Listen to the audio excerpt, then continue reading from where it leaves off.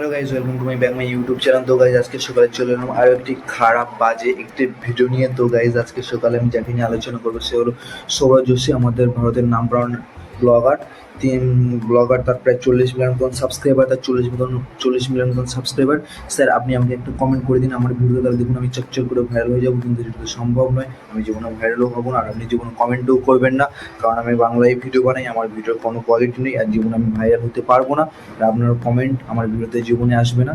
তো গাইজ এইটাই বলার ছিল, আমাকে ক্ষমা করে দেবেন। সৌরভ স্যার এমনি বললাম, যদি ভুলে আমাকে ক্ষমা করে দেবেন।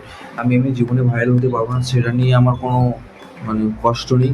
এমনি জাস্ট ট্রাই করছি, যাকে তাকে নিয়ে ভিডিও বানিয়ে যদি কিছু একটা দুটো ভিউজ চলে আসে, 10 কোটিটার মতন, একটা দুটো 10 থেকে 10 কোটিটা 50টা যদি আসে, তাই বলছি। জানি জীবনে কিছু হবে না, যদি এসে যায় আর কি ভুল করে।